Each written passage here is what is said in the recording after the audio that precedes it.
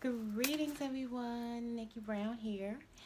Uh, I hope that you are having a good day, no matter what part of the world you are in.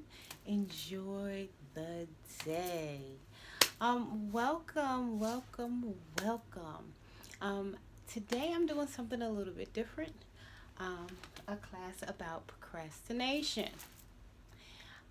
Just to kind of go over a few points and help us to see what's actually happening when we procrastinate. So hopefully, I'll bring the camera a little bit closer.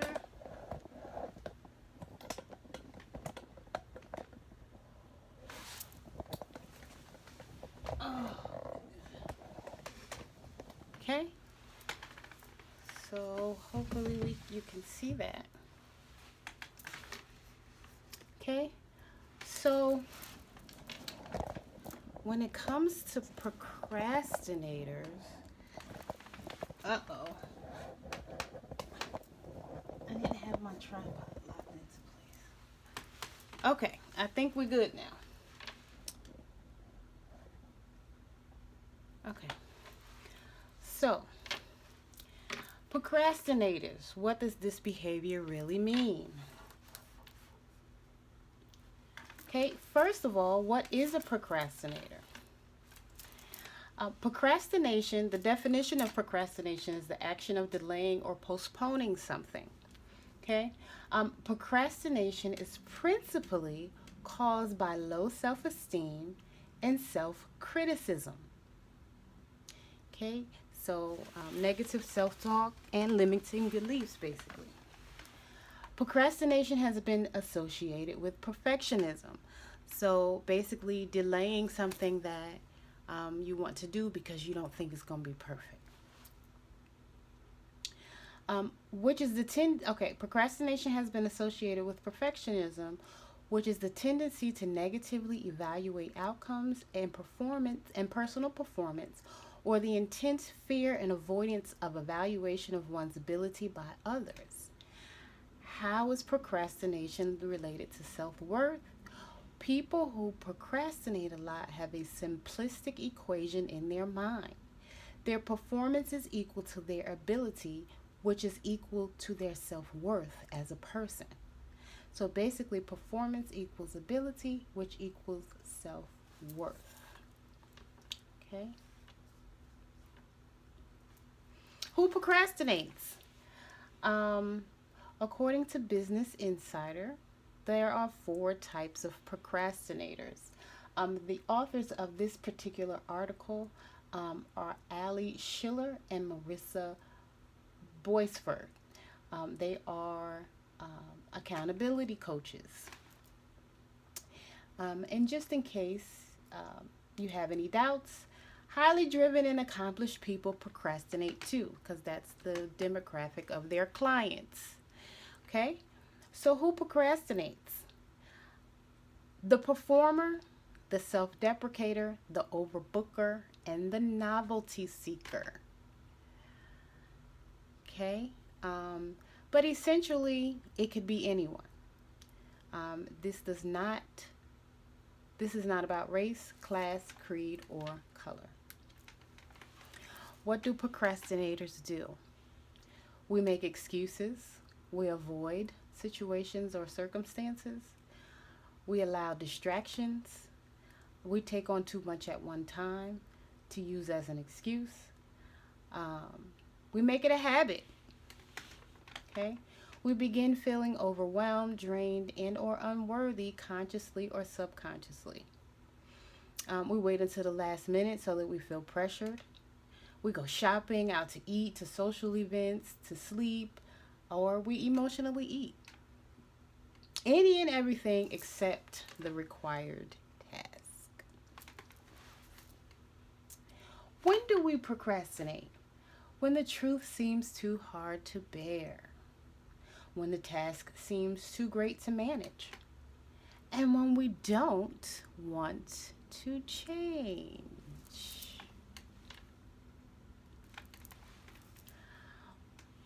What are the areas we procrastinate in?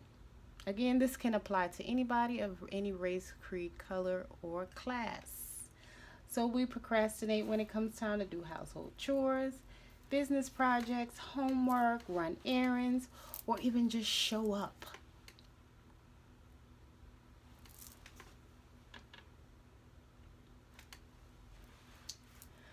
Okay, one of the main excuses that people use when they procrastinate, because of course that's one of the big things, we make excuses. I work better under pressure. I'm sure you've heard this before or something similar. Um, I work better at the last minute. I can get more done if I wait. I usually do it the night before, 2 days before, and I always get it done. Um, any type of excuses of this nature. This is the performer. The performer minimizes the time frame to complete a task or project by waiting until the last minute. This person also feels as if it has to be perfect, and if things are not in place to make it perfect, it won't be good enough. This is very unrealistic because how can you meet such a high standard at the last minute? You've set this standard for yourself, and you really in your mind feel like you can accomplish it, and you probably do. But how does it make you feel while you're doing that? And even leading up to it. This is an old habit that can be challenging to break, and it is a limiting belief because delaying makes it more of a challenge, and that's not a good challenge if you're feeling pressured, because then you can start to feel overwhelmed. And then too, you never know what could happen within that time frame that can throw you off track for accomplishing that task. A possible solution, and again, this is the advice of the insider. Focus on when you would like to complete the task. Setting a goal to can help you manage the task better. Okay, that's a little typo. Sorry, y'all. Um, Setting a time frame can help you manage this task better because you have a specific goal in mind. Okay? So that's one way you can stop procrastinating if you're one of those people who waits to the last minute to do things. Don't focus on I got to get it started, because that's part of the thing that's overwhelming you. You need to focus on, okay, let me set a date to finish this. So if you have a project that's done in 2 weeks, maybe you set your goal for at least a week to complete it. But maybe once you complete it, that's your first draft, and then you kind of look over it again. Let's just say if it was homework, you complete your first draft, and then maybe that Wednesday you're like, okay, I'm going to make sure that I get this finished. And then on that Friday when it's due, you go over everything and make sure that it's you're presenting it the way that you would like to.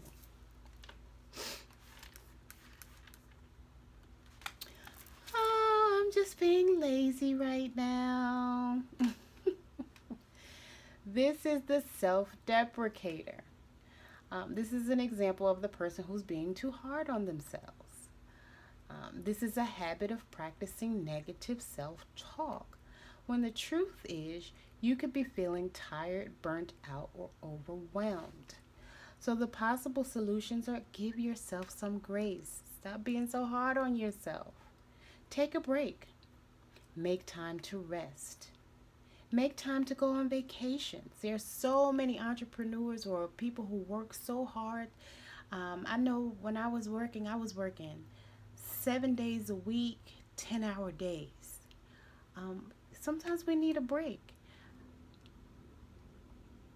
Make time to go to the spa or the nail salon.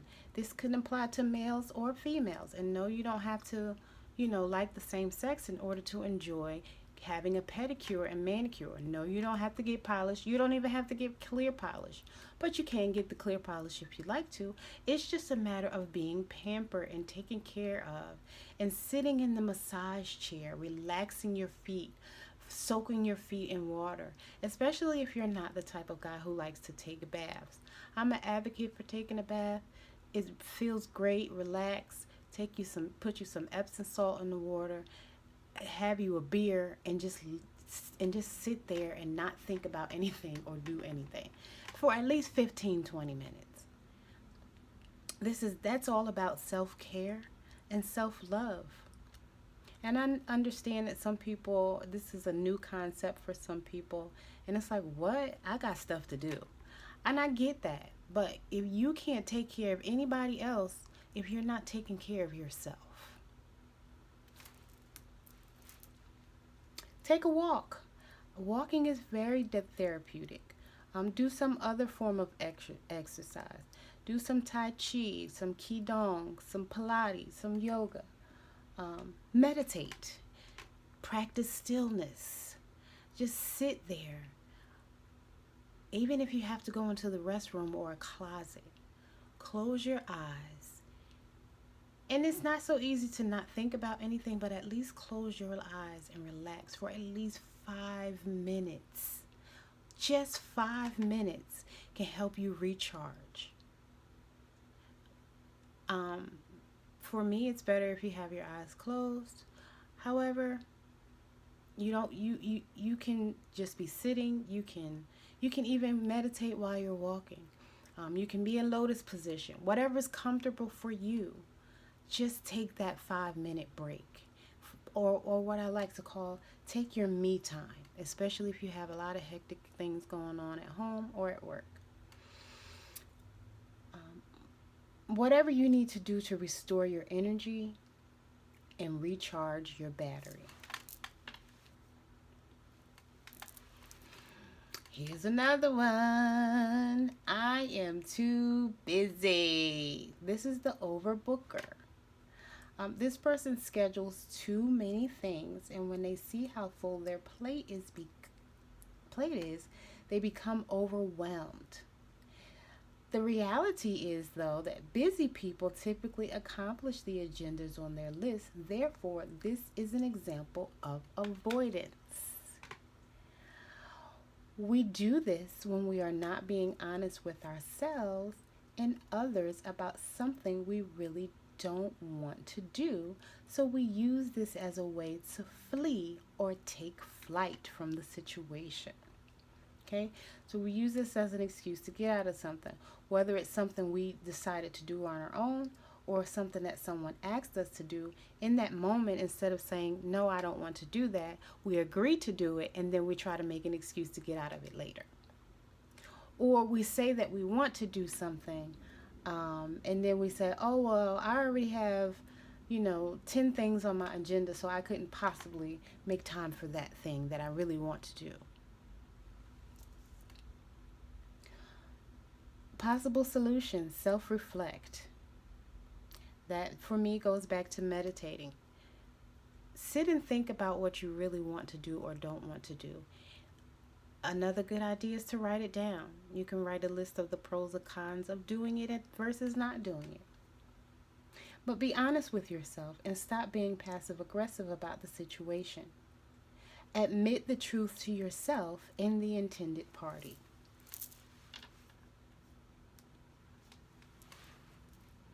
I have a great idea. This is another excuse.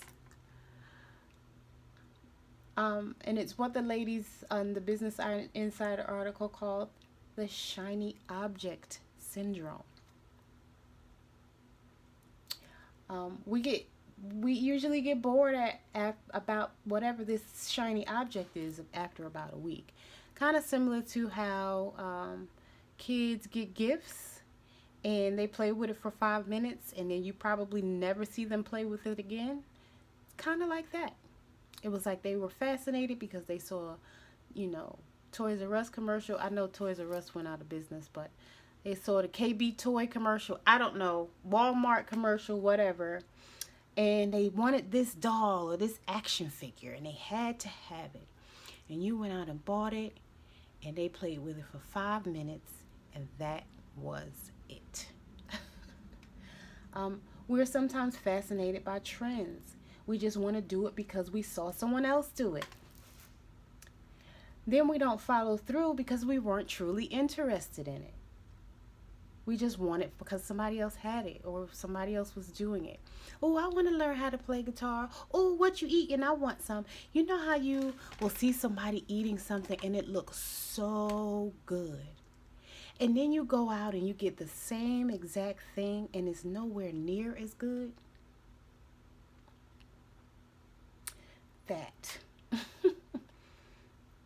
um, Again, we don't stick to it long enough to see results because we weren't truly interested in it. You have to really want to do something in order to stick to it. This person usually has an issue with finishing what they start. So instead of staying on the one task that they should be focused on, they see something shiny. It becomes a distraction. Oh, look, I want to do that. But you didn't finish the first other five things that you started. You're avoiding them or putting them off or allowing something else fancy to distract you. Okay? Possible solutions. Get organized. Okay? Create a strategy and stick to it. So, one task at a time. It's okay. Create post-it notes as a reminder. Get yourself a whiteboard or a calendar that you can hang up in a certain part of your house, and you can change it out if you need to. Focus on and finish one task at a time. Stop pulling yourself in different directions and trying to be all over the place. Because if you need to write a business plan or pay somebody to do your business plan, then you need to focus on that and get that done first. That way you'll feel a sense of accomplishment, like, yay, I really did it. And you won't feel like deep down, I don't really deserve this. I'm not worthy of this. So I'm just not going to do it. And again, this is subconscious or conscious thinking. We're not completing that task because we don't think we deserve it.